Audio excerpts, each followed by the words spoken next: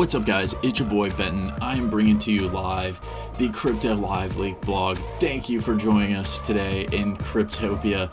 From all edges of the intergalactic universe, we appreciate you joining our weekly vlog. We hope that you guys are enjoying this so far, and we got a really good show lined up for you today. We're going to be interviewing DeFi Dad.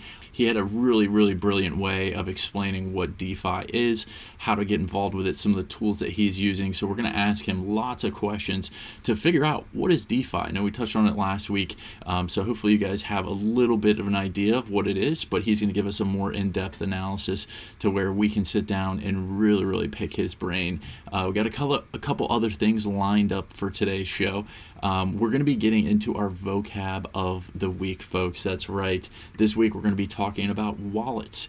What are they? How do you use them? What are the differences between them? What are some of the best recommendations that we can make in regards to how to store your cryptocurrency? We're going to be touching on a few other news inside the blockchain world. And as always, if you have not liked, subscribed, go to our YouTube channel. We're also on Twitter and Instagram, CryptoLiveLeak. Go give it a like, go give it a follow. We appreciate the love.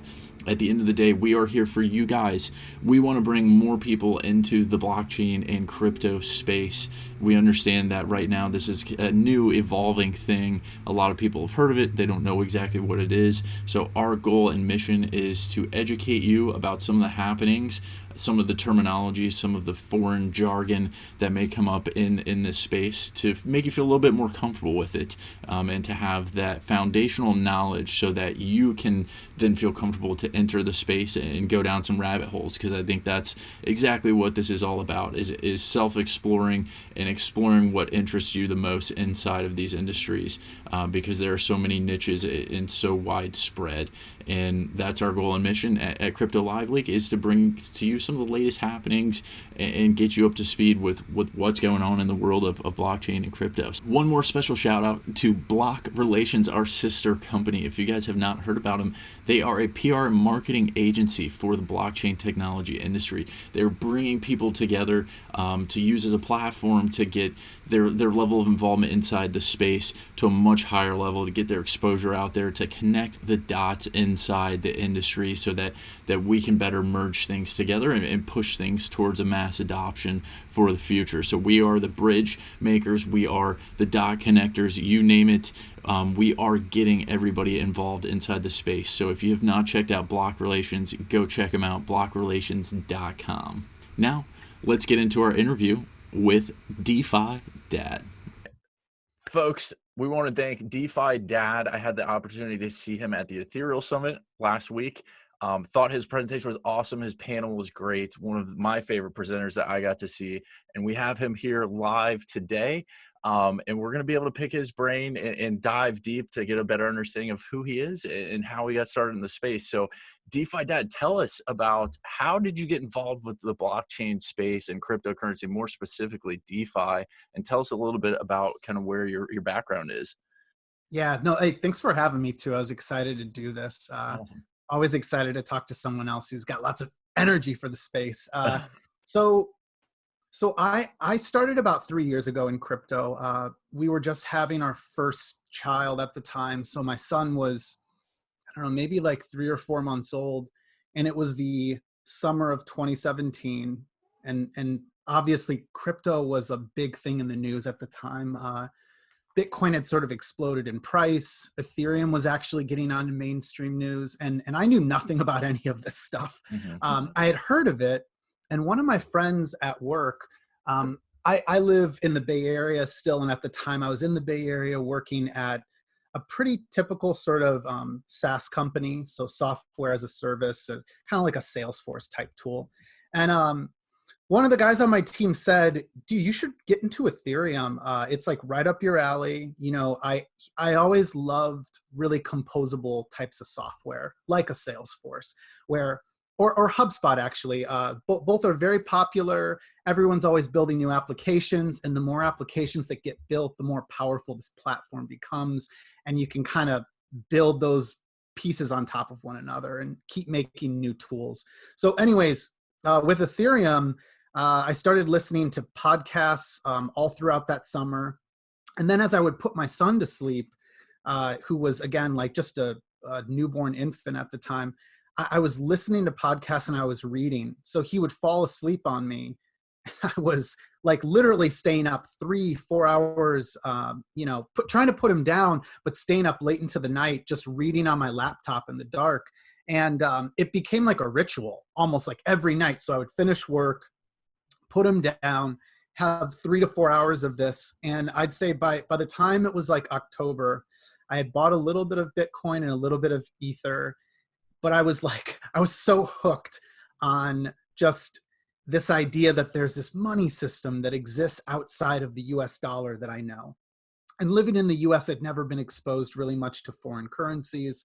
I didn't know anything about Forex. And so I went to the Ethereal Summit, which was the second one they ever hosted. And I joke around that I'm probably the only person that paid full price for a ticket that day. Like I heard an ad on the podcast, on Laura Shin's Unchained podcast. And then I used the code, I went there, and I basically skipped work and walked away and said, like, I got to find a way to work in this space. Like this is definitely the intersection of all of my interests. So anyways, long story short then, by the time it hit January, the crypto bubble was starting to pop. It was a very exciting time because prices were sky high, but at the same time, things were starting to like fall apart because you were seeing those prices fall by 25 and 30% in a single day. And anyways, I ended up finding a job by the summer of 2018. I basically stalked Consensus until they gave me a job, and I started working in like I was selling project management type software at the time. And so I actually positioned myself as more of a project manager on a marketing team. And so I'd say for about a year at Consensus, I worked on a bunch of different, crypto related projects. So Consensus has always incubated lots of new teams that are building on Ethereum. And so I would come in as a marketing sort of mercenary and try to understand like, what is the story that you're trying to tell and what will resonate with folks. And anyways, I found myself with the opportunity about a year in to jump onto the Ethereal Summit. And for anyone that's unfamiliar with it, the Ethereal Summit is kind of like a TEDx conference for people that are building on Ethereum. So it's mostly founders talking about a new app that they've built or some sort of research that they're doing into Ethereum. And from there, it's really been, I think the most exciting part of this for me has been just the last year, because I've been through 3 Ethereals now. So they tend to be larger live produced events, but then we just pivoted in the last few months to doing a large virtual event with about 200 speakers. And then I also now host a podcast called the Ethereal Podcast, and we interview lots of the speakers who are founders again in Ethereum and talk to them about like their journey building new money applications. And yeah, I think that just about covers it. Yeah. So it sounds to me like when you first got started, like you started listening to podcasts. Yes. I kind of feel like I did the same thing, where just that curiosity was piqued, and I was like, all right, how do I get more? And the audio consumption was very easy because I was driving a lot, and the podcast was like a perfect medium for that. Are there any particular like podcasts? I know you mentioned one, Unchained, that kind of really piqued your interest at first. Yeah, when I think back about where we were 3 years ago, God, Unchained just stood alone as the only podcast where it had this highly credible journalist, Laura Shin, who had been at Forbes. And she was there at Forbes, I think, until like 2018. And then she started working full time on the podcast. But nowadays, there's so many more. And I think that was part of my own like questioning of like, well, what can we even add to the podcast space? Because there's so many of them. But I'd say my favorites to listen to right now are, I think Into the Ether is one of the most interesting podcasts if you want to go deep into Ethereum. If you want to stay more at the surface of lots of different cryptocurrencies and not just focus on the Ethereum network, I still think Laura Shin has the best podcast. There's also Tom Shaughnessy's podcast, which is, oh my gosh, what is the Chain Reaction? Oh geez, it sounds like Unchained, but it's Chain Reaction. So Tom is a partner and co-founder at Delphi Digital. So they do research for institutional investors on cryptocurrency. And anyways, Tom goes really deep into topics in Bitcoin and Ethereum. So that's a really, really fun podcast to listen to. But yeah, anyways, I start with Laura, start with Tom, and then I would say that if you're really interested in what we talk about today in terms of DeFi, you probably should start with Bankless. That podcast is with Ryan Sean Adams and David Hoffman, and they do talk a bit about Bitcoin, but they tend to think more about applications that can be built for money on Ethereum. So if you're interested in like being able to trade without having to go through an exchange, if you want to buy insurance without having to go through an insurance broker, if you want to trade, if you want to margin trade, if you want to trade on perpetual markets, if you want to play the no loss lottery with Pool Together. So anyways, those are all the different podcasts though that I'm pretty interested in. Awesome. And I think that's going to segue us directly into more about like what you were speaking about at the conference there. And I did touch on this in our last week's episode because of you and kind of gave everyone the basics of it. But today we can definitely dive in depth into DeFi. I thought you did such an awesome job of just explaining in a nutshell, what is it to the basic ordinary person who doesn't know anything about it? So, I mean, if you could, what is DeFi in your own words?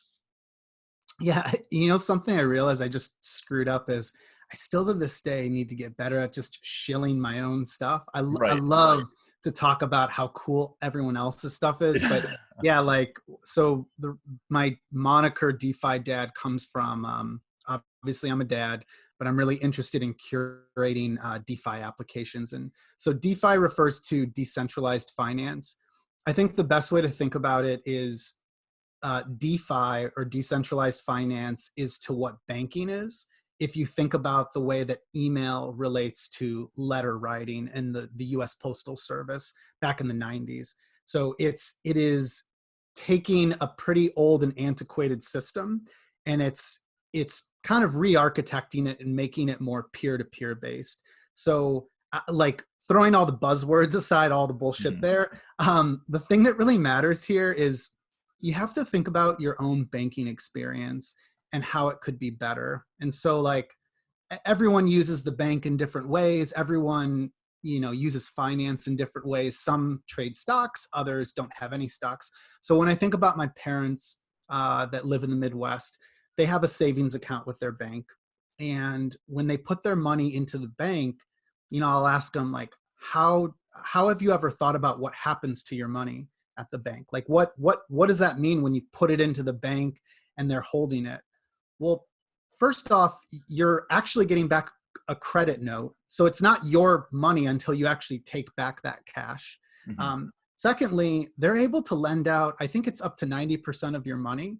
So technically, if everyone freaked out and went to the bank at once and said, we need to withdraw all of our money, unless the Fed gets involved, they would have a real crisis on their hands. And then another thing, like probably the simplest sort of anecdote that everyone resonates with is if I put my money into the bank and I have a savings account, think about whatever interest you're earning. And so like in my case, I know that I think my mom's savings account was earning like 0.01% per year.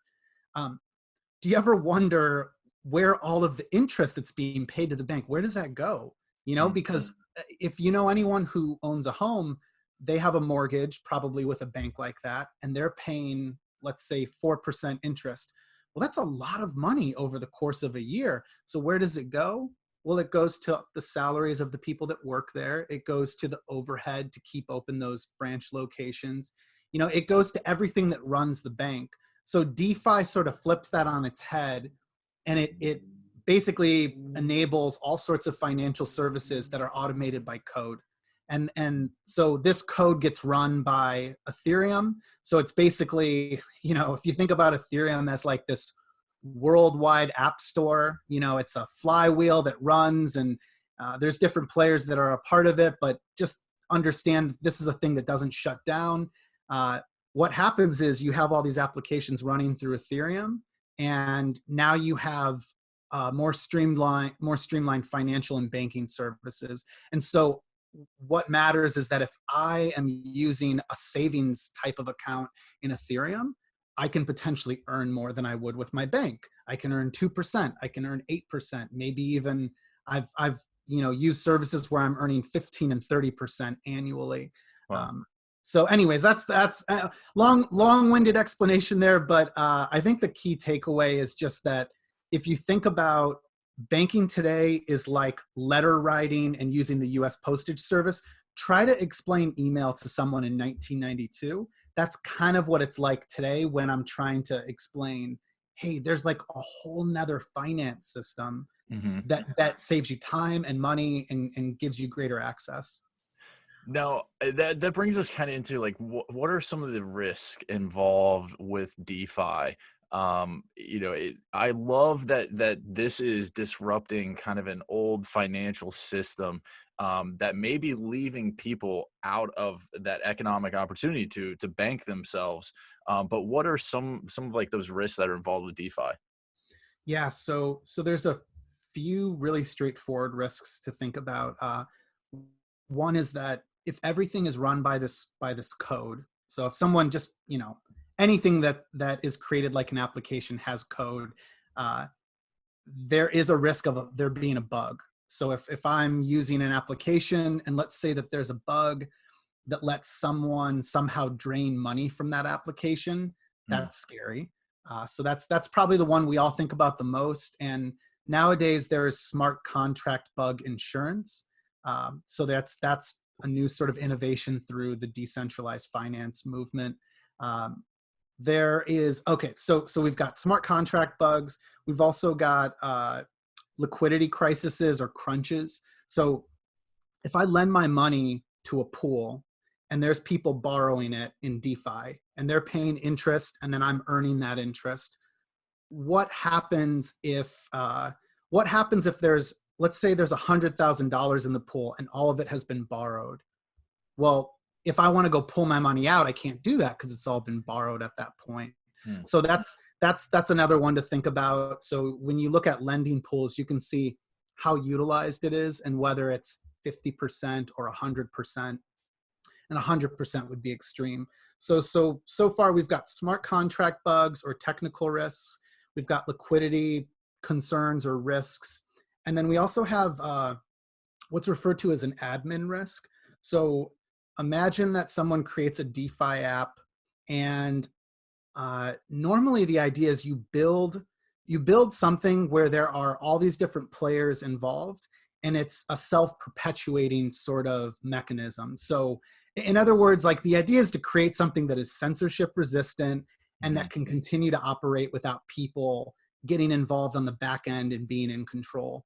Well, when folks launch these applications, these teams have to opt to take away admin rights. And so the point is this, there's always a risk that a team might have some sort of admin key. And like, let's say I'm in charge of an application that has 100 million in funds. If someone tracks me down and holds a gun to my head, I mean, there's risk there. So it sounds kind of extreme, but it's kind of the usual thing. Like, well, these are things that we've always taken for granted with a bank, where like someone could go in and rob a bank. But what happens when something is run totally by code and it was created by a team of 5, and that team of 5 is based somewhere in Singapore and nobody knows who they are other than their online entities. So yeah, anyways, it's kind of it's a bit of a Wild West scenario. Okay. Now, like I know one of your panelists mentioned from the Ethereal Summit that he thought the DeFi like system itself would be the first to kind of have this mass adoption in the blockchain space. Do you believe that to be true? And if so, why? I mean, yes, 100%. I think it's already become the killer app of crypto. What you have to understand you have to understand the different personas that these different applications or even cryptocurrencies are satisfying. So Bitcoin is digital gold, and this is a very simple narrative, and it's a very interesting narrative, and it's a narrative that anyone can grapple onto because you talk about the fact that there's a limit of 21 million Bitcoin. And without knowing a whole lot more, if you compare that with the US dollar, you don't know how many US dollars are going to get created.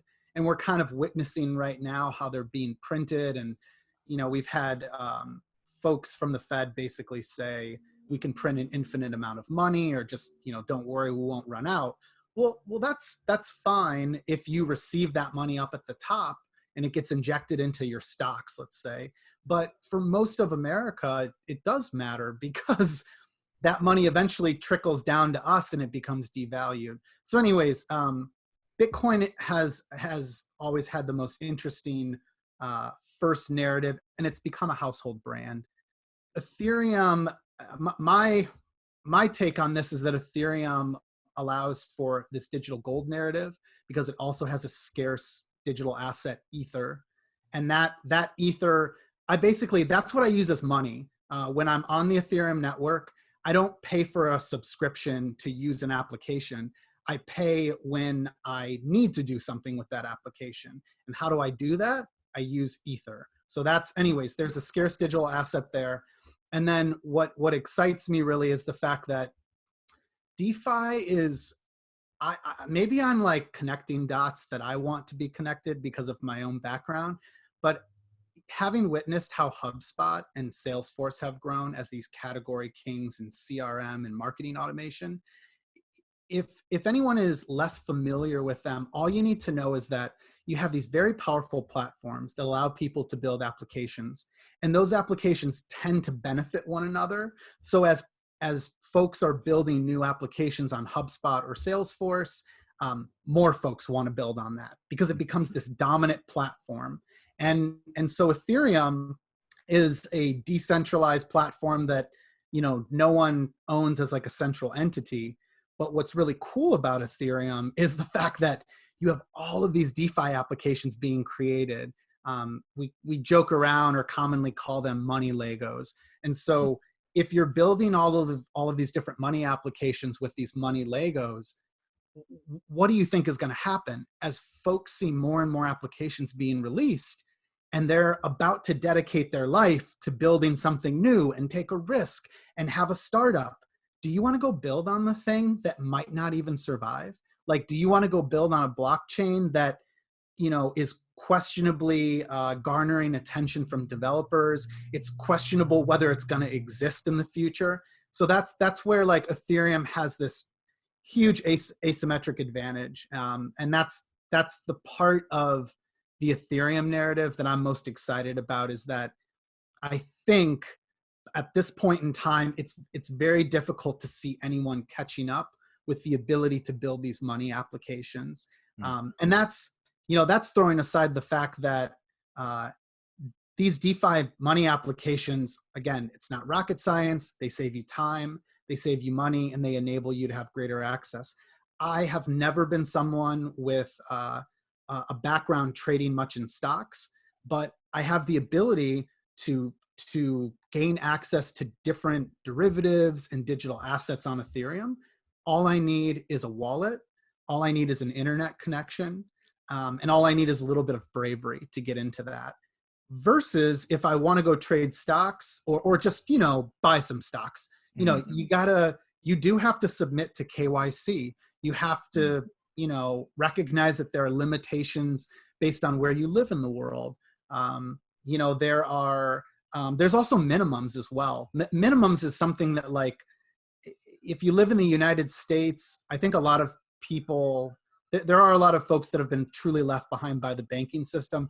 But when I hear someone say, what does it matter if I can do X, Y, and Z? I can do that with my bank. My response is, this isn't for you. Who cares? This isn't for you. We don't need to talk to you. This is for someone else who says, holy shit, are you kidding me?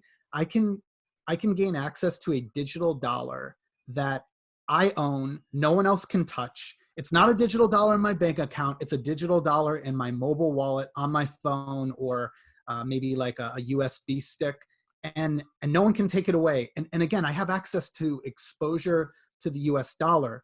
Well, that's powerful because I live in Argentina and I'm, living through 60, 65, 70% inflation, and all of my money essentially is worthless, within a matter of weeks. So anyways, that's how I tend to think about like the opportunity with DeFi.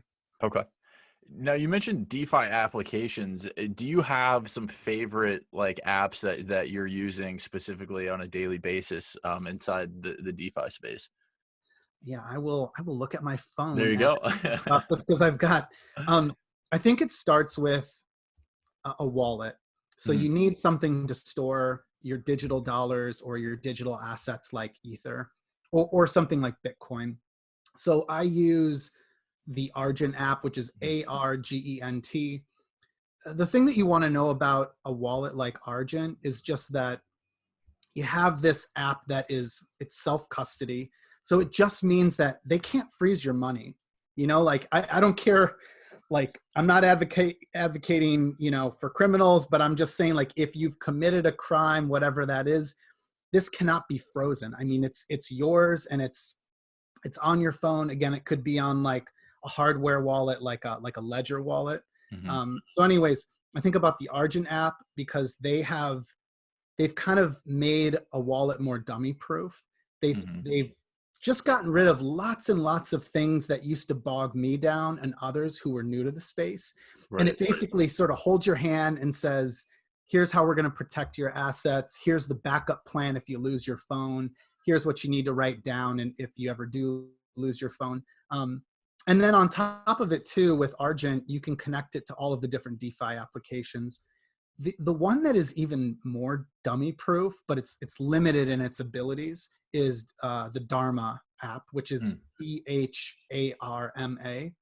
This is the one that, like, my parents who can barely navigate an iPhone, like, I can get them to download it, to basically follow the simple sort of directions that take 30 seconds, and then you can connect your bank account, and it allows them to deposit US dollars in their case, and it immediately converts it to a digital dollar called DAI. And so once they have that, that's it. They now have a scarce digital dollar, and no one can take it away from them. And by the way, it's also earning interest. So they're awesome. At this point in time, I think the Dharma app so they lend it through a DApp or an application called Compound, and it's currently earning about 1%. Okay. So, yeah. Yeah. Because after I saw your meeting at the conference, like, I went ahead and downloaded the Argent app, and I thought it was awesome. Oh, nice. So, like, I've been using it now for a couple of weeks and kind of playing around with it. And something I noticed was the like kind of inner functionality with something else called Pull Together. I thought this was an awesome concept too, with inside the Argent like ecosystem. Can you kind of break that down, Pull Together? What is it, and kind of how does that work? Yeah. So perfect. This kind of goes with like some other applications that you should be focused on. Pull Together is at the top of the list. Pull Together is, imagine if the lottery were reconstructed, but without all of the staff and all of the money that they pay out to the state and things like that. So now you're able to gather all of this money from lottery tickets, and then you're able to award that to folks. So what's really clever here is someone took different money Legos and they made use of that with Pull Together. So the way that this works is you deposit dollars into this for one ticket per dollar. And then, once I have that, at the end of every week, they randomly pick one of the tickets. So at this point, there's about $900,000 inside of Pull Together right now. So, keep in mind, like, if I have $1 one ticket, I have a 1 in 900,000 chance, which isn't super great. But the really cool part about it is that the 900,000 or however much money it is, it's there on deposit, and there's no way for you to essentially lose that money. So they take the 900,000, and then they lend it for a week to one of the other DeFi applications where you earn interest. So I go to the gas station, I pay them for some lotto tickets, they pull all that money and they lend it. And at the end of the week, you know, if you earn 1% on 900,000, what is that here? Or what is 2% on 900,000? 0.02 times 900,000. And then 18,000 divided by 12. So that'd be like $1,500. Is that correct there? Anyways, the prizes at this point are ranging from sometimes as little as a few $100s to as much as they've gotten up to, I think, around $2,000 or like $2,200. Wow. So the coolest part about it, though, is when I'm done playing, I can just withdraw my money, and my tickets continue to play every week. So again, it's like you go to the gas station, you buy a lotto ticket, the ticket's good to play every week for as long as you want. And when you're done, you go back and return it. Even if you won, you go and you can return it and you get all your money back. So they're taking the power of lending on DeFi, earning that interest. And then because everything is trustless, or it doesn't require us to trust any other like middleman or third party, we're able to take the interest and then have it automatically given to the Ethereum wallet of whoever the winner is. Very cool. And I thought that was such like an awesome concept to essentially make your money work for you while kind of playing this game and earn some interest on it. And I thought, what a cool way to kind of disrupt what we have with like the current financial system, which is kind of this old archaic thing that's been around and it's just sitting there, and it kind of is this big nuisance. So to completely revolutionize how we're looking at that is I think what needs to keep happening to progress and move forward towards a mass adoption of blockchain technology, which is really cool. Yeah, I think it's at the end of the day, you need really simple stories that capture people's attention. And Pulled Together is a really nice story about like, there's this digital lotto that you can play. And by the way, you can't lose your money on it. It actually almost sounds borderline scammy when you talk about it.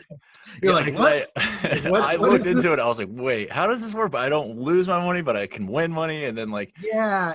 And I think like, you know, for anyone that's being newly exposed to all of this, like you don't want to bog them down with too much detail, but this is why, this is where when you hear about like, why does a blockchain matter? You're like, well, a blockchain is a public ledger. It just means that you can see all the transactions. And so when Pulled Together says, we have X amount of money, you've deposited all of this, and we're lending it, and here's the interest that's being earned, all of that is verifiable. Like I can look at, it's called Etherscan, and it basically shows, I can see how much money, I can see every single individual transaction, how many tickets were bought, I can see if people withdrew their tickets.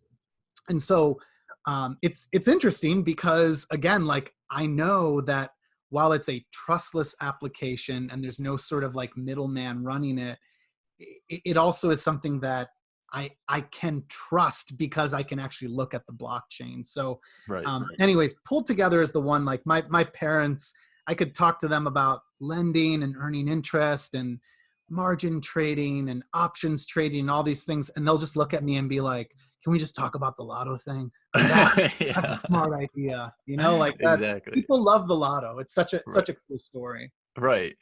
Now, I mean, we've obviously talked about lending with DeFi.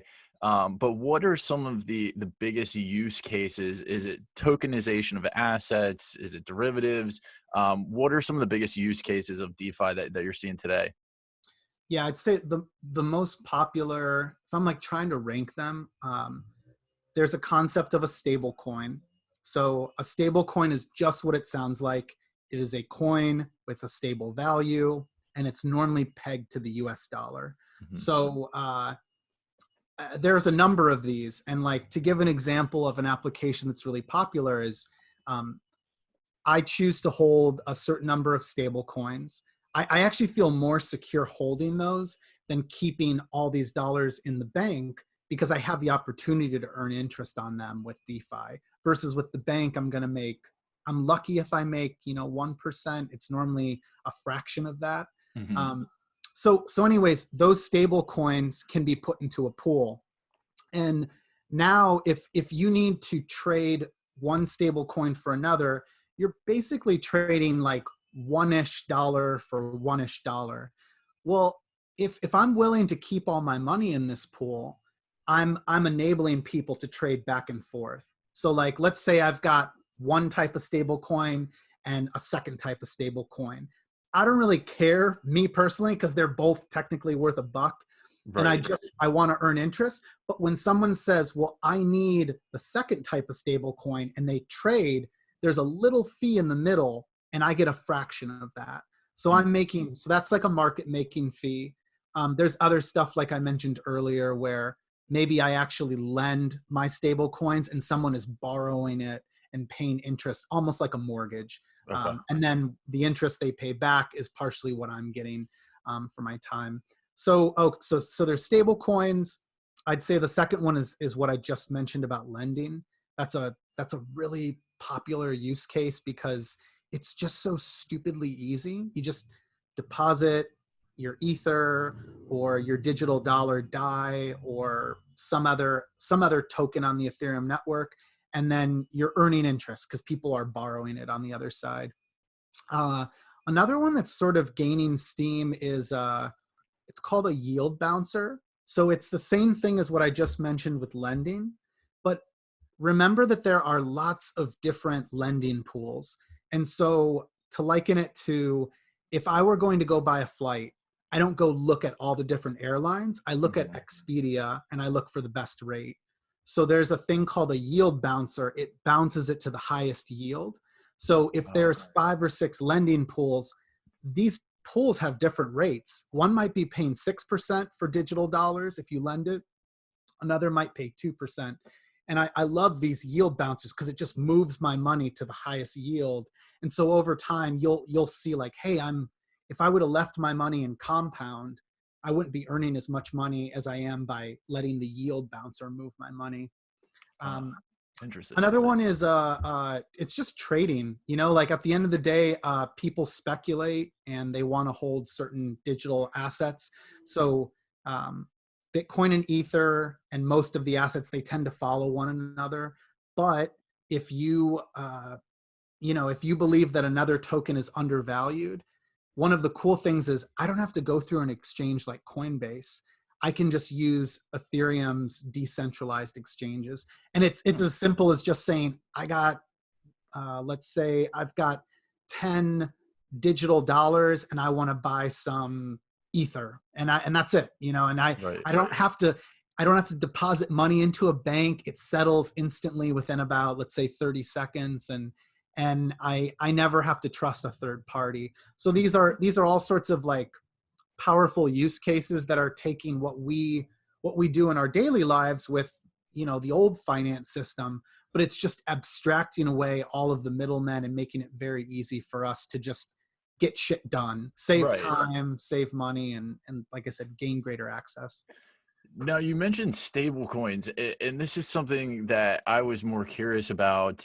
Is I understand the concept of the stable coin, but who exactly is the one behind it saying, hey, this is how much of the supply we have, and we can guarantee that this is the amount in circulation, and we may need to increase this, but is there a certain like governing body behind that, or is that mostly done through software? Like, can you kind of walk me through like what are some of the inner workings of the stable coins? Yeah, I think that I'd have to look up in terms of volume which one is the most popular. I think that Tether is. Right. Actually, let me pull this up. It's like USD on Ethereum.com, I think is the website. Yeah, there we go. So currently there is around 7.3 billion in USD value on Ethereum. There is about 5.7 billion in 5.7 billion in Tether. So Tether would be the most popular. Tether, I don't know a whole lot about Tether. I don't use it. It is one of the oldest stable coins, and it used to be powered, I think, on the Bitcoin network, but now it's on the Ethereum network. Okay. And that was kind of a big deal, just because when you see like the largest stable coin move over to Ethereum, it's like kind of a telltale sign of like, okay, Right. this is where clearly they feel the most secure that this thing is going to run as it should. So anyway, so there's 5.7 billion there. The other one is USDC. USDC has about 726 million. And that one is popular because it's backed by a company called Circle, which is, I think, now owned by, I thought Circle is now, I can't remember who they're owned by. Actually, okay. So we've got USDC, and that's backed by Coinbase. So what matters for you and me or anyone in the United States is that you can go to a Coinbase account, and you can take your US dollars, you can deposit from your bank, and you can exchange 1-to-1 for USDC. So that one to me is, I think that to this day continues to be the most powerful because it's so redeemable. Right. The thing about that one though is there is admin risk. There is it's publicly known that there is technically the ability for them to, do things on the back end that you wouldn't be able to do otherwise. And so that's scary to folks. Like what happens if the folks who have access to that are, indicted by the US government for XYZ, or just basically in a position where they have no choice and now they're freezing funds. So that's scary, and that kind of defeats the purpose of a blockchain. The one that's most interesting to me, the one that I tend to focus on, is DAI. So there's about almost 101 million DAI. So DAI is an over-collateralized stable coin. It's pegged to the dollar, but it comes from the MakerDAO Foundation. So all you need to know is that folks are depositing Ether, which is an asset that it's the asset that powers Ethereum. And the fact that people believe it's valuable and it continues to grow in value and accrue value, you put this thing in, and then you're leaving more value in MakerDAO, and you're minting these digital dollars. So at the end of the day, you have it's called an over collateralized stable coin. So all it is again, it's stable, it's pegged to the dollar. It's self-sovereign, meaning no one owns it, no one can control it. There's no sort of admin risk behind this.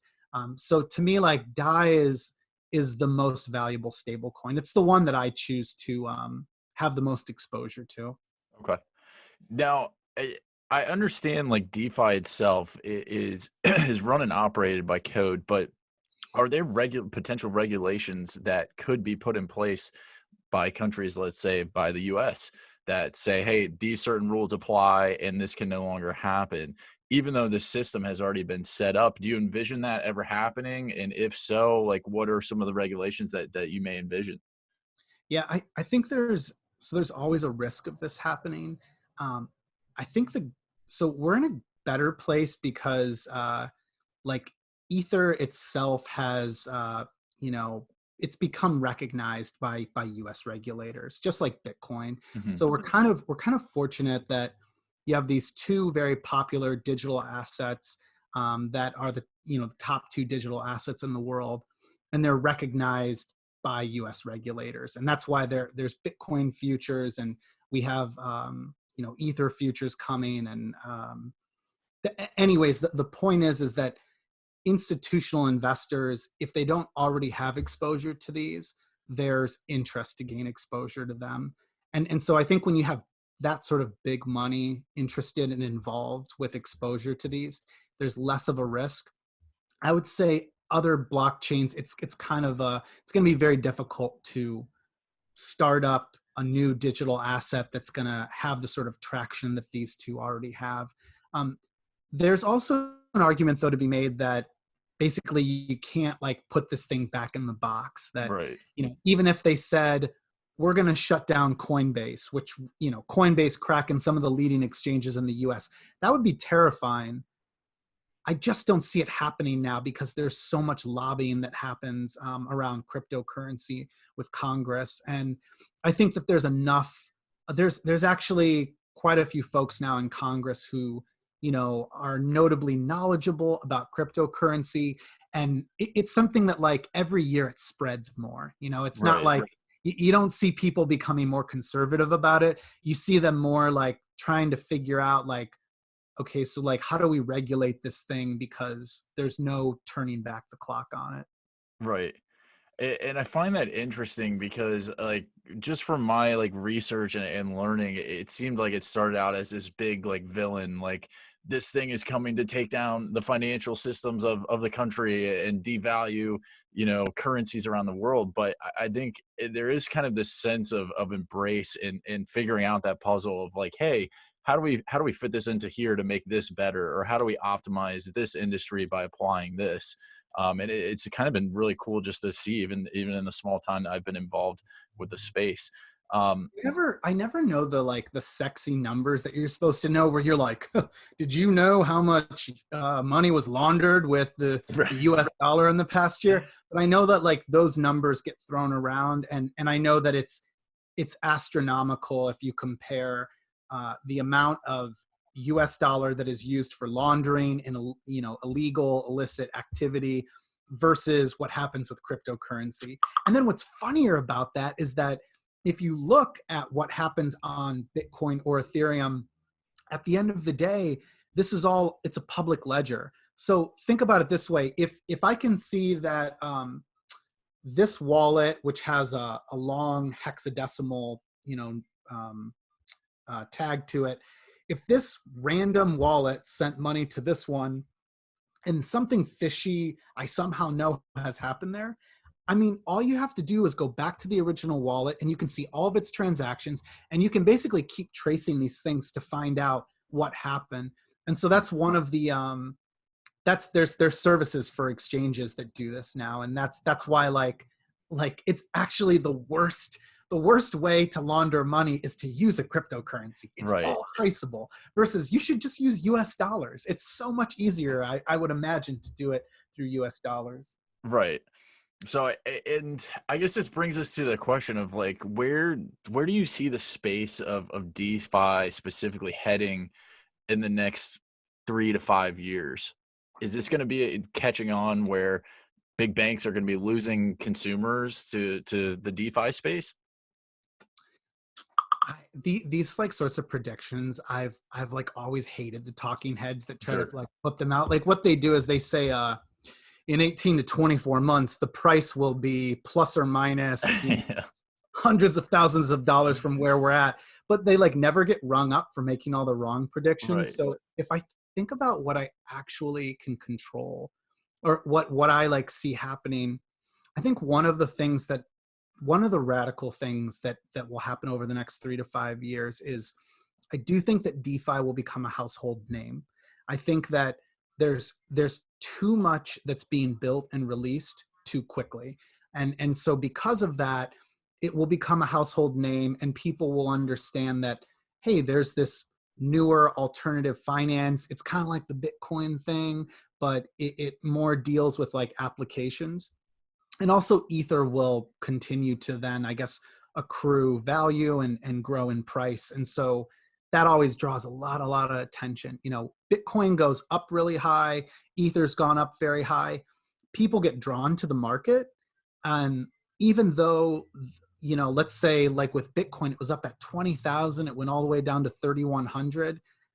I mean, I and many people got drawn into that. And like just my attention did, and was like, what the heck is this thing? Right. And then as you dig deeper, you're like, you know what? There's some like incredible fundamental utility to this. Let's not like, I recognize the prices are kind of nuts to watch, but at the end of the day, like, yeah, this thing is clearly valuable. So I'd say, yeah, over the next few years, I think you'll see DeFi become a household sort of term. I think that you will see folks abandoning their bank, because I see people in our space, including myself, that have nearly abandoned our banks. The only reason I can't is that I need to get money in and out of the system in order to do things like pay rent and to buy groceries. Right. And so I have to continue to have a bank, but I think we commonly call it like going bankless. And I'm as damn near bankless as I can possibly get without, I think, completely pissing off my wife. So I'm and again, it's something that when the banks were really having some scary moments here over the last few months and the markets were dropping and people were seeing limits put on what they can draw from their bank accounts. I don't live with a tinfoil like hat on. I'm not a conspiracy theorist. I'm a pretty mainstream sort of like thinker, but even I was scared. And I got to say, I felt amazing just to know that like I own what I own. I'm fully in control of it. These are all like my scarce digital assets that no one can take from me. It's essentially, it's like a newer, I think more powerful like vision than what folks who advocated for gold is. You know, like you got to give credit. Like there's folks that have always been saying like, hey, you should have exposure to gold. And, you know, the US dollar is depreciating and it's being devalued. Well, imagine if you could have all of that, but have something that you can globally transfer, something that's like, obviously you can fit onto like a little, you know, USB stick, not something like gold where you have to lug it around with you. Trying to think if there's anything else though in terms of like DeFi over the coming years. So I'd say like I should give a price prediction just because no one's ever going to hold me accountable for it. I think in 3 to 5 years, I think that Ether will be $10,000. It will hit 10,000 without question at some point. I'm not sure if it'll sustain there. I would imagine it will have quite a pullback. Part of that just has to do with all of, again, the value that's being built on Ethereum. And I think Bitcoin and Ethereum are severely undervalued.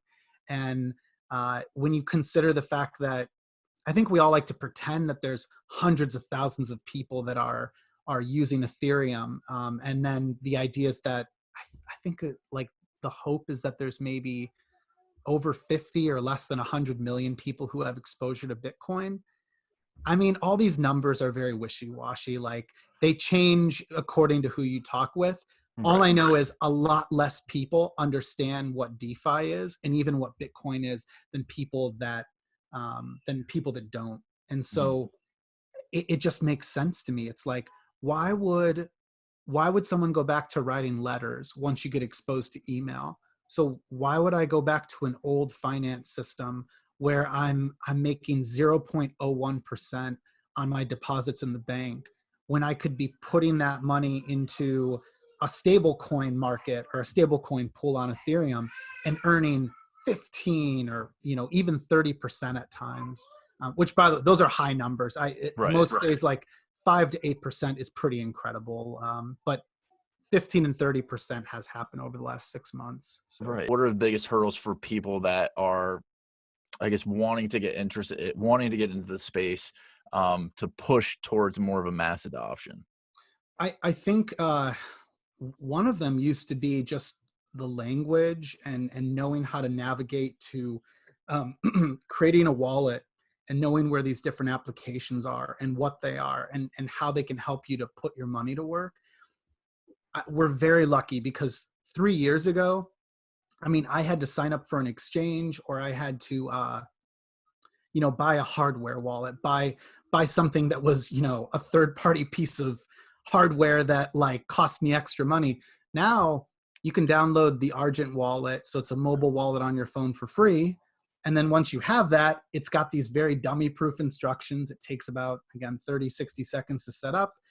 And then it's got all of these DeFi applications like pull together and the lending to earn interest and even like the ability to have a bot trading your ether and trying to sell it high and buy back low. So there's all these cool sorts of applications and all of the complexity has been abstracted away. You just download the wallet, follow the instructions. And then I'd say the hardest part though still is, it's trying to navigate this landscape of all these applications. And that's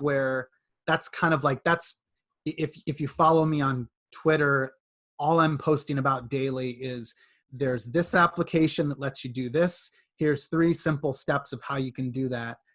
BT dubs, here's a tip for what happens if you have a transaction get stuck.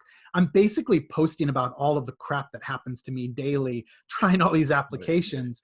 And so it's education. You know, it's I think we're lucky. The user experience has become very, very friendly. And that was about a year ago. That was definitely like my revelation and my sort of like, holy cow, like I want to focus full time just on DeFi applications. I love the rest of the Ethereum ecosystem, but like these applications are actually becoming easy to use. They clearly serve a purpose and help you to like put your money to work.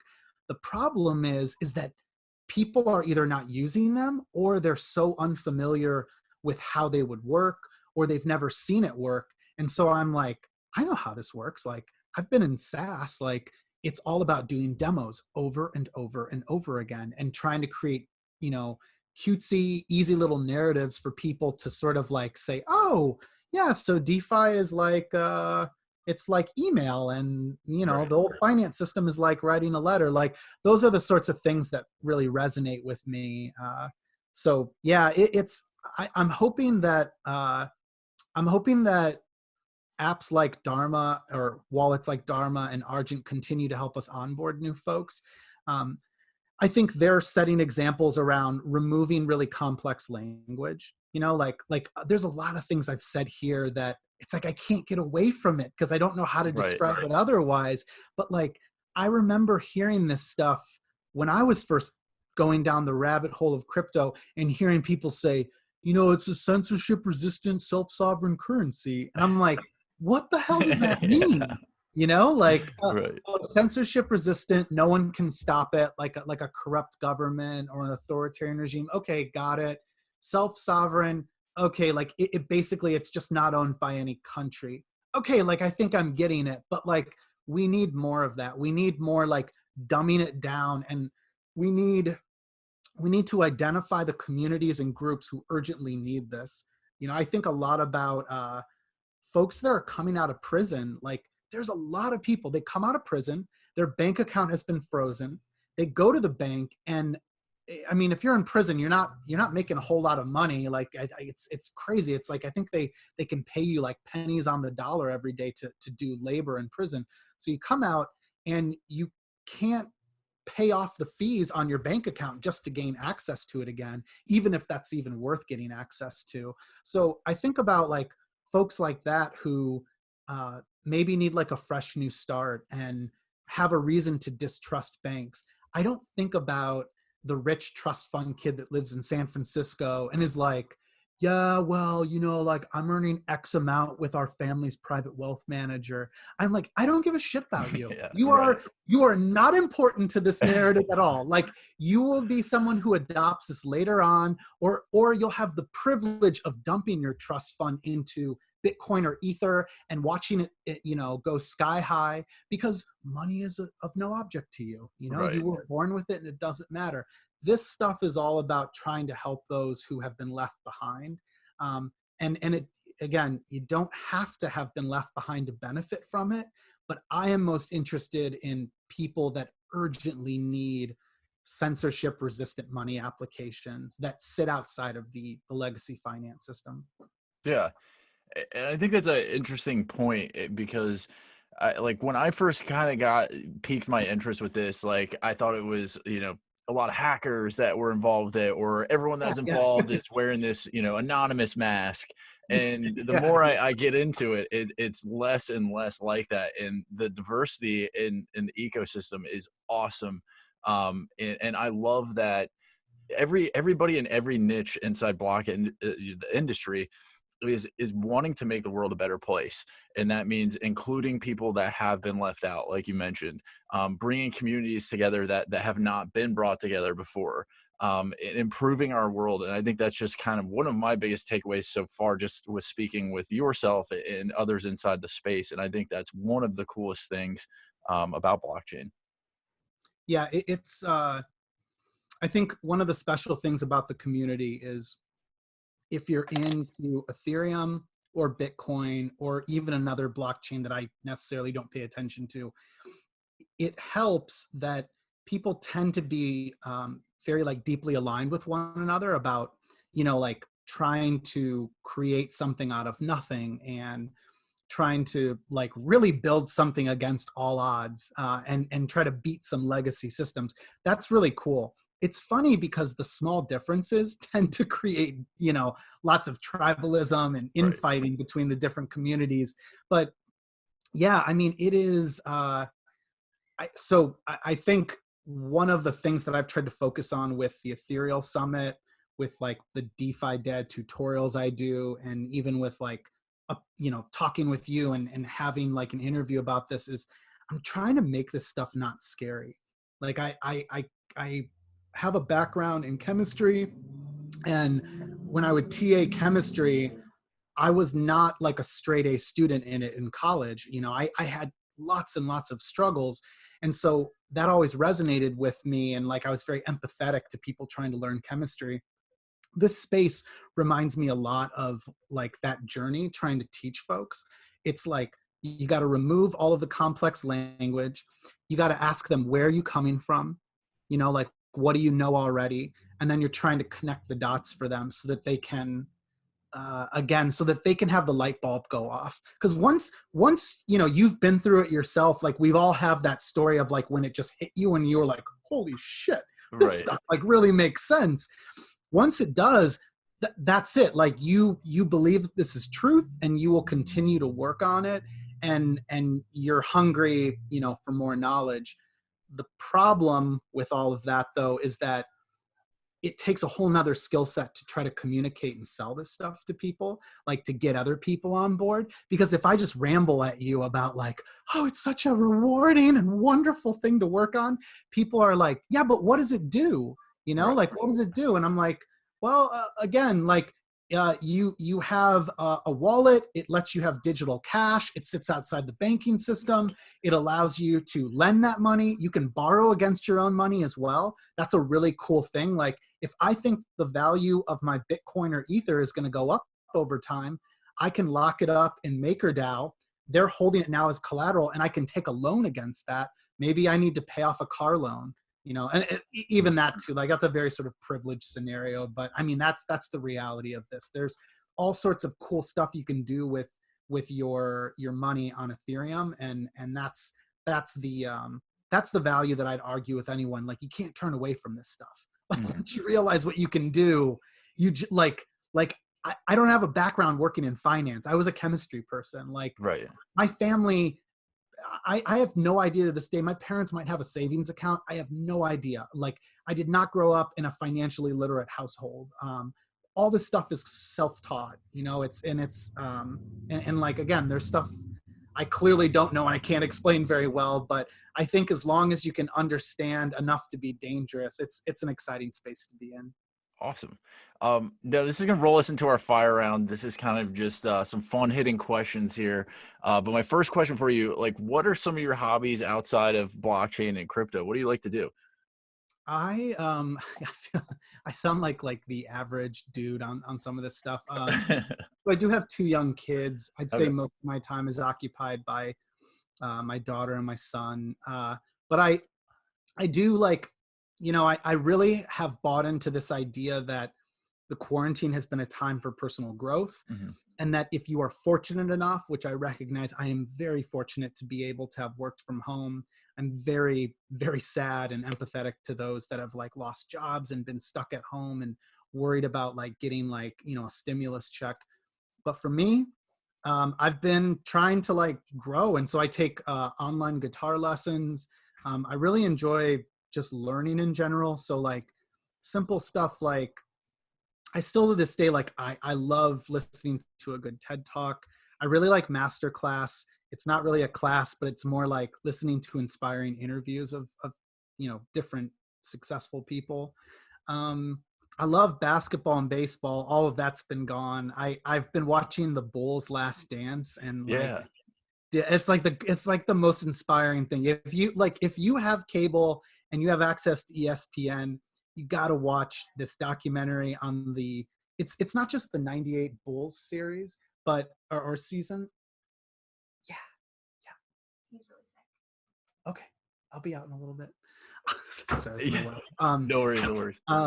But no, just yeah, the Bulls, the Bulls' final season and everything that preceded it. It's fascinating to watch, and it's like, you know, I'm not a professional basketball player, but I've definitely been sort of like, wow, like talk about like people trying to attain perfection and like add value to the world. It's very inspiring.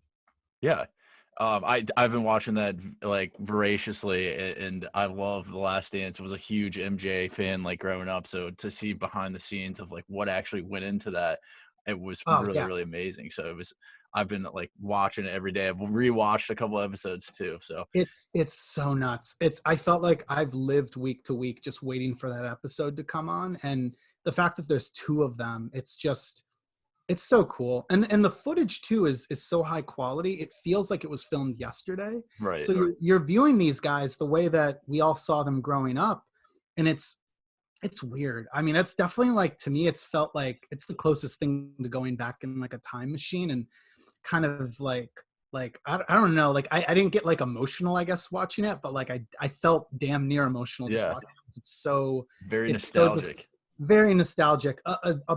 I would argue it was, you know, a better world at times. I mean, this was pre 9/11, pre like the .com burst, pre 2008, pre pandemic. Like it was a really awesome time to be alive. Right. Now, I know you and I have touched on Bitcoin and Ethereum, and obviously with your background, Ethereum is a big part of the future and the present for you. But is there a particular cryptocurrency or project that you envision outside of those two being part of the future? I would say so. Most of my focus, it falls under the category of a DeFi app that would then be built on Ethereum. And so I'd say like, yeah, all of my focus then would probably fall under, I've been really obsessed with options lately, on-chain options. So I've never traded options, but you know, a put option is the right to sell something. And so, you know, like if, let's say I'm holding Ether and I'm worried about the price drawing down, like basically the price falling, you can pay, you know, at this point I was checking, it was something like $5 to $10 per option. And you can pay that. And if the Ether falls below $200, the strike price, I can now sell my Ether for that. So imagine you buy an option and then Ether falls to like 150, and then you exercise the option, say, okay, I'm going to sell it. You can obviously make quite a bit of money, but it also kind of acts as like an insurance against the price falling. Options is like a multi-trillion-dollar market. This is not like there's, you know, anyone that's traded options would be listening to this and saying like, Jesus Christ, man, they're just options, like calm down. But for me, like I've learned so much about finance through Ethereum because everything is so transparent and the mechanisms, like it's all there. There's nothing to be hidden. And so anyways, I've been really into options. I can't say I'm trading them. I think it's really interesting to see such a powerful finance instrument come on board to Ethereum. Pull Together continues to capture a lot of my attention. I'd say another one is Sablier. So there's this tool where you can stream money. And so it's exactly like it sounds. Instead of you receiving a paycheck, it takes your paycheck and it streams it every second to you. So technically, if you go to sleep and you wake up in the morning, however, take your paycheck, split it up over, you know, let's say if it's 30 days, break that all the way down to a second, your money is growing overnight. And so you no longer live with a paycheck date. And this would be something that's very transformational for a lot of people. It's not easy to live paycheck to paycheck, but if you were receiving money and it was being streamed, that's a really powerful use case on Ethereum. And it works, it's there. The problem is that like, even if today, if you said, hey, I want you to use Sablier to stream my paycheck, most employers in the US, I don't think you could do it with the regulations in place. They wouldn't even know how to tax it. But if you're a freelancer, you can do it. You know, if you're in the crypto community, this is something that's become a little more popular lately, where you could say, hey, I'm going to consult with you, or I'm going to do freelance marketing for you. I would, as part of the agreement, I would like you to stream me money. What happens is now they're paying you in real time. So you are incentivized to keep performing. And then they have the ability to cut off the faucet whenever they want.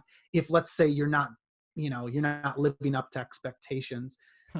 The reverse of that is you do a bunch of work for some team and then they don't pay you. And this is a common thing that happens for freelancers, and it sucks. They do all this work, they waste all this time, and now how are they supposed to pay their bills?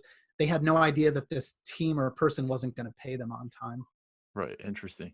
Now, what person, place, thing, or idea has had the biggest impact on you so far in life? It's fun. I always ask this question. I think it's a really hard one to answer. I think like I could think of some like glossy, interesting like answer and say that it's XYZ professor, philosopher, or maybe it's even like a band. I love live music, and I actually feel like I get most inspired by like going to a concert. But I mean, not just because my wife's in the house. I probably have to say my wife, because awesome. I mean, she like I came out of college and I went to a grad school program. I left with a master's, and then I started working on startups. And long story short, I started a late night cookie delivery service, and it grew from like a one person, me running it, to it was still a small business, but I had about 20 part-time employees. Oh, wow. And it was a great experience. I grew a lot from it. Like I learned so much, like working on like my own business, which was also brutal because it's a food business. But as I did that, I mean, it also limited my ability to have relationships. And anyways, it was interesting because like we met while I was like running this, and basically I kind of shifted gears and got back into, I think, what I always belonged in, which was, I just wanted to work on like really complex problems. So I loved chemistry, kind of fell out of that and said like I'm not the world's greatest chemist. I'm just never going to succeed in the way that I want to here. And then kind of discovered, hey, like software is really powerful. And then when you combine that with, software that powers cryptocurrency, it's like, oh, wow, like this is it. This is kind of like everything I've ever wanted. So anyway, I'd probably still be baking cookies if it weren't for her. I really think I would have just, I don't know. I just was so like heads down in this and like thought that I could like figure my stuff out. And you kind of need someone to be like, hey, this isn't as good of an idea as what you think it is. No, exactly. Now, you mentioned music and live shows. Like, what are some of your favorite bands? Oh man, I like lately. So I play music for my kids when they go to bed at night. Like play it on my laptop, not playing it live. But I really love these NPR Tiny Desk concerts. They're really, they're like very intimate. They're very intimate performances, and it's fun to listen to because I think we're all starved for live music. So I'd say lately, it's funny, like the ones that come to mind right away, like I've always been obsessed with the Beatles. I think they make the most beautiful music I've ever heard in my entire life.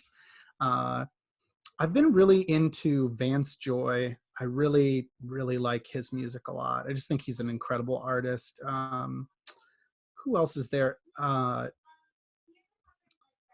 I want to say Nathaniel Hawthorne, or I'm sorry, Nathaniel Ratliff. Why did I just say Hawthorne? Yeah, Nathaniel Ratliff is really interesting. Who else have we been listening to?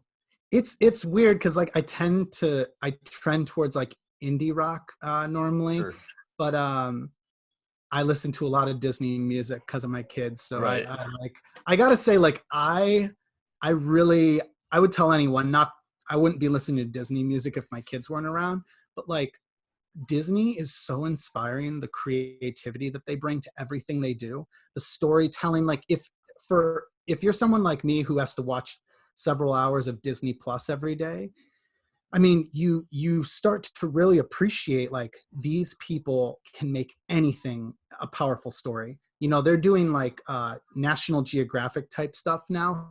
So they're doing like stories about like monkeys and elephants, and it's the best documentary on monkeys and elephants you'll ever see, because it's got the Disney brand.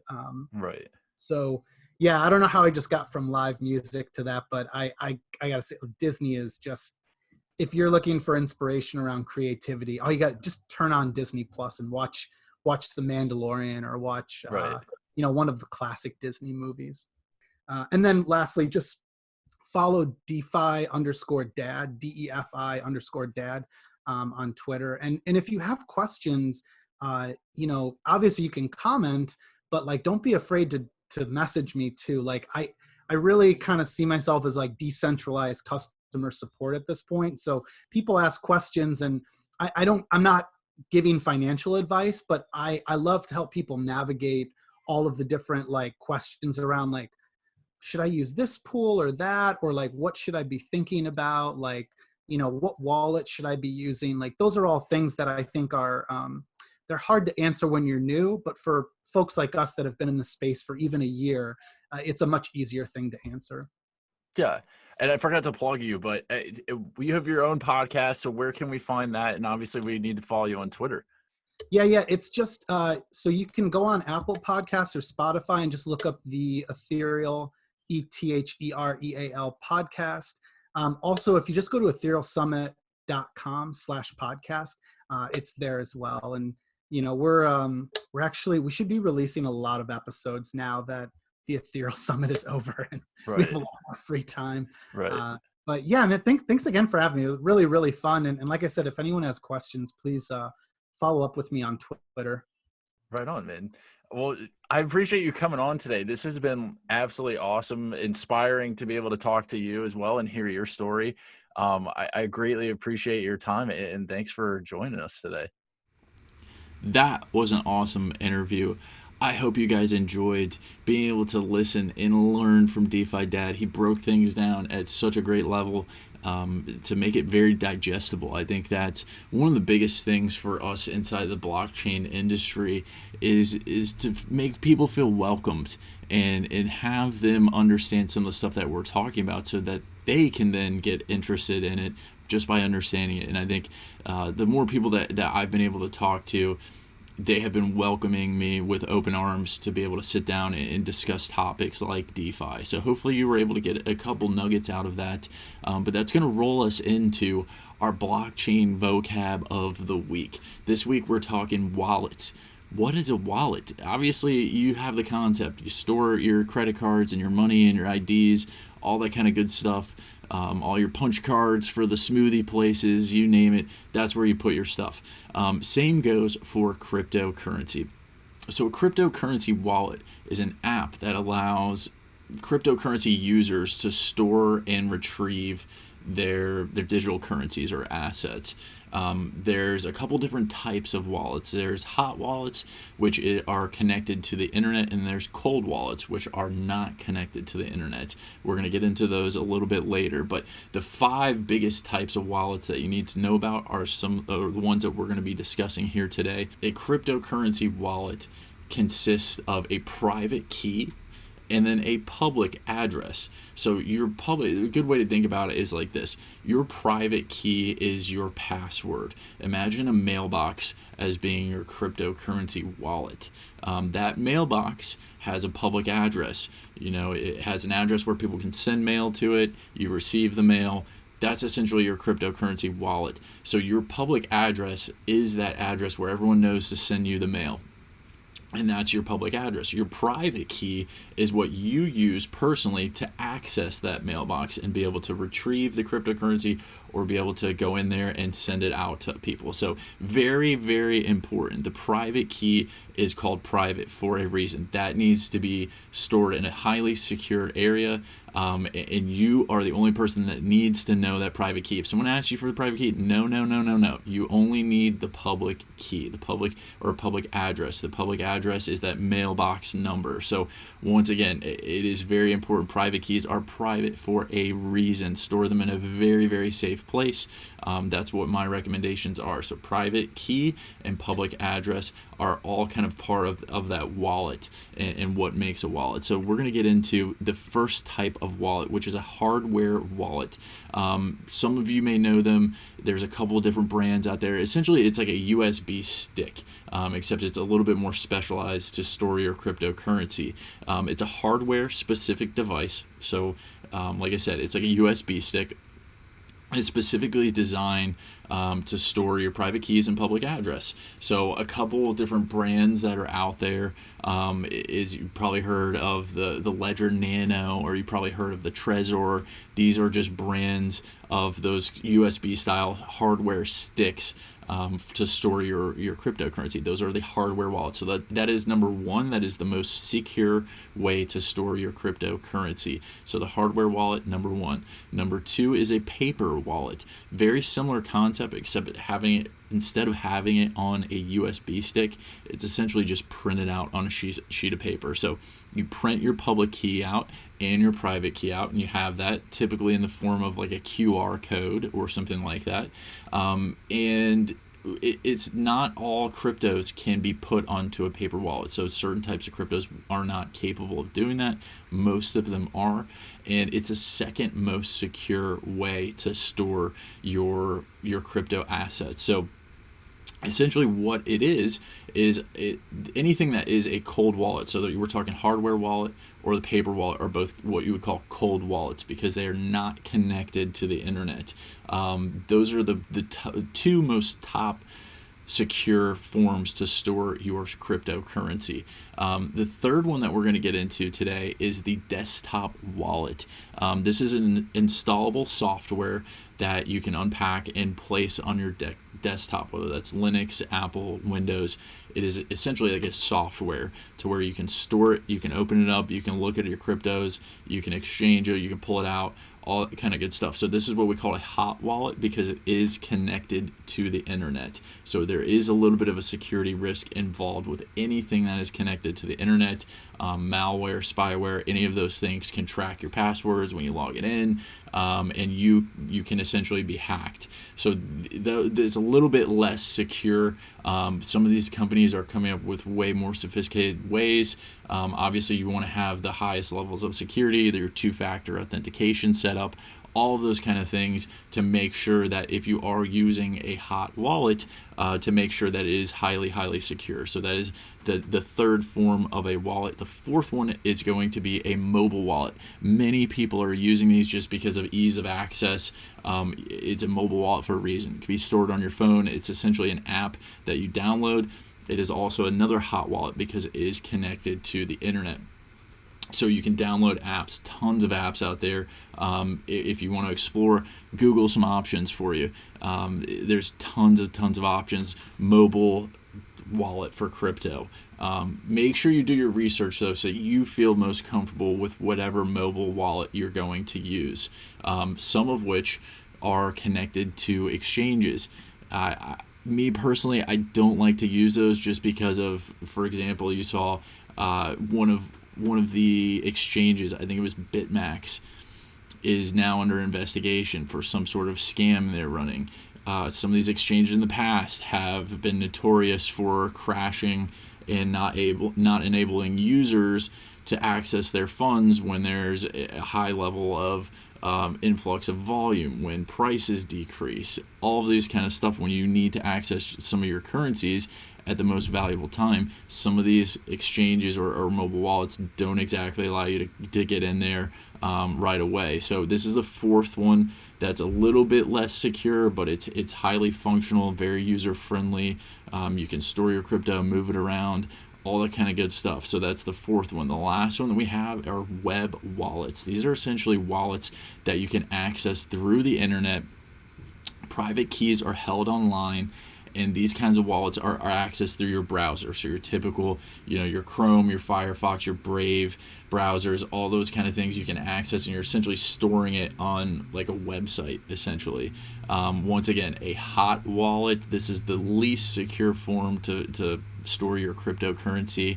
I personally don't mess with it, but there are options out there. There is non-hosted versions and hosted versions of these web wallets. The non-hosted version means you can always access your funds. For example, a hosted version would be a Coinbase wallet, where it is connected with an exchange, yet it is a wallet. Just because you have it in that wallet doesn't necessarily mean that you own that currency. So, for example, if you wanted to go in and pull out your currency, Coinbase could say, you know what? Nope, there's a 48-hour delay, or our servers crashed, or the app crashed. We're not going to be able to give you access to your funds. So like I said, not the most secure way to store your cryptocurrency, but it is an option. Don't recommend it. I would definitely recommend looking at one of those top 3, maybe the 4th one, if you're doing some like day trading stuff where you need to kind of move your money around on a daily basis. The paper one is obviously very secure, and the hardware wallet is hyper secure. It's the most secure one out of all of them. So those are your wallets and what a wallet is when it comes to cryptocurrency. Hopefully you guys got a little nugget out of that today. Like I said, just trying to bring you some tidbits about what everything is, how to use them, and what the breakdown is of some of these wallets that are out there. There's tons of them coming out. Do your homework. That is the biggest thing, and due diligence. Make sure you're just not popping up the first wallet that shows up in the App Store. Do your homework, do your research. Make sure you are comfortable with whatever wallet you choose. Like I said, various reasons as to why some people may use one wallet over another. The most secure ones are obviously your cold wallets, the ones that are not online. Actually if you have not read Bitcoin Billionaires, Winklevoss twins went through extreme measures to where they have cold wallets, and they set up an even extra layer of security where they created cryptographic cold wallets or paper wallets, where they split up this cryptographic code and are storing these paper wallets in several banks across the world.